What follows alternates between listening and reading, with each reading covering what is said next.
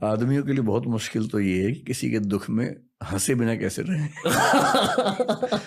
इसलिए कहीं किसी की डेथ हो जाए, आप बिहेवियर देखिए आदमी और औरत का वहां पर क्या है।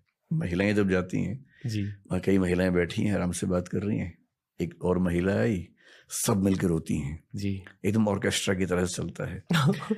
तो वो जो महिलाएं शांति से बैठ के बात कर रही हैं, एक की और आती सब कैसे रोने लगती है मैं नहीं समझ पाता, क्योंकि उनका अपने इमोशंस पे ऐसा कैसे कंट्रोल है।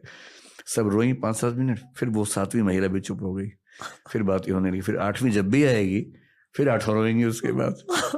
तो बहुत पता नहीं कैसे मैनेज होता है। अच्छा, आदमी लोगों को आप वहां देखेंगे जी किसी के दुख में जब जाते हैं, एक आध मिनट हाथ रख के बहुत बुरा हुआ, बहुत बुरा लग रहा है, जिसको बुरा लग रहा है, जिसको दुख हुआ, वो बोलेगा हाँ कोई बात नहीं, हो जाता है, फिर वो जाके बैठ जाएंगे, आंसू तो भूल ही जाइए आप।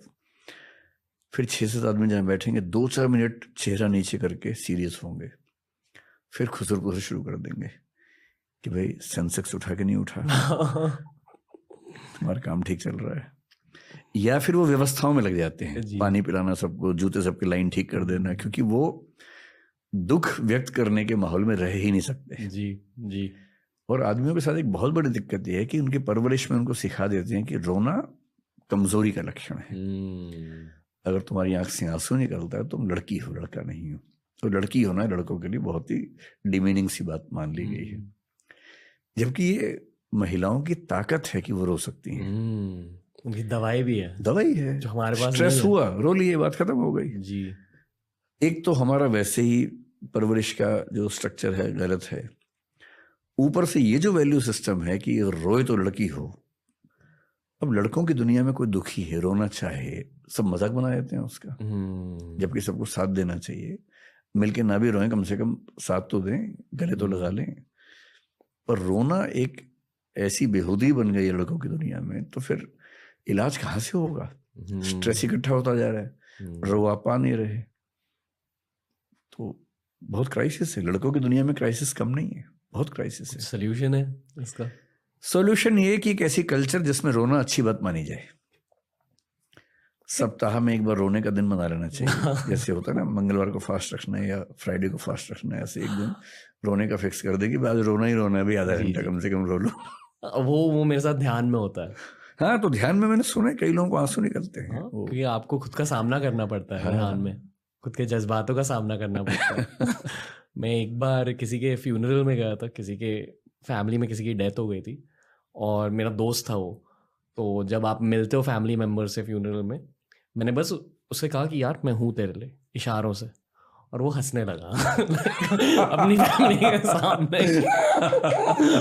उस दिन मुझे मर्द होने की असलियत के बारे में पता चला कि हर जगह जोक्स होते हैं यार। नहीं, मुझे लगता था जब मेरी माँ की मृत्यु हुई, मुझे लगता था कि मुझे असर नहीं पड़ेगा, क्योंकि मैं वैसा ही हूँ जैसे मर्द होते हैं हमारे देश में। वो इमोशनल एक्सप्रेशन कम करते करते इमोशनल ही नहीं रह पाते एक समय के बाद। मैं सरप्राइज था कि इतना कैसे मेरी नेचर चेंज हुई। मैं 1 महीने बोल नहीं पाया, 6 महीने फ्री नहीं हो पाया उस चीज से। 1 साल लग गया मुझे उस माइंडसेट से बाहर निकलने में। इसका मतलब, और मुझे खुशी है कि मैं कम से कम अपनी माँ की मृत्यु पर इतना दुखी हो पाया कि मतलब इमोशंस बचे हुए हैं, ये खुशी की बात है। हर बेटे को इस दौर से गुजरना पड़ता है एट सम स्टेज। गुजरना ही पड़ता है, और बेटा ही गुजरे अच्छा है, माँ ना गुजरे तो ही अच्छा है। मतलब माँ के लिए इस चीज से गुजरना कि बेटा नहीं रहा या बेटी नहीं रही, वो ज्यादा दुख की बात है। तो ज्यादा अच्छा है कि बेटे और बेटी ही इस दर्द को झेलें कि उनकी माँ नहीं रही, पिता नहीं रहे। If you don't mind, as a man, क्या सीखा उस फेज से? मैंने सीखा कि जीवन में जब तक कोई व्यक्ति है उसकी कद्र ज्यादा करनी चाहिए, क्योंकि जाने के बाद अब कद्र कितनी भी करेंगे तो वो फायदा नहीं है ना। तो मतलब मैं अपनी माँ का बड़ा सम्मान भी करता था और हमारे बीच में बड़ा प्रेम भी था, पर फिर लगता है कि थोड़ा और समय दे पाता, रोज 1 घंटा और बैठ पाता। ये सब दुख तो होता ही है, और ये दुख सबको होना है। जब तक पेरेंट्स हैं आप टाइम बहुत दे नहीं पाएंगे, क्योंकि आप खुद व्यस्त हैं अपनी जिंदगी में। आप सुविधाएं दे देंगे, समय नहीं दे पाएंगे। और समय में दिक्कत ये भी है कि उनकी जनरेशन का थॉट प्रोसेस रुचियां इतनी अलग हैं कि हम 2-4-5 मिनट के बाद कोई कॉमन पॉइंट भी नहीं बचता, क्या बात करें। जो केयर हम कर रहे हैं वो भी हमारी केयर कर रहे हैं, लेकिन अब विचार और अनुभव और दुनिया, ज़रूरतें इतनी अलग अलग हैं, ज़्यादा बात हो नहीं पाती है। लेकिन फिर ये कि जब वो नहीं रहते हैं तो लगता है कि काश और समय दिया होता।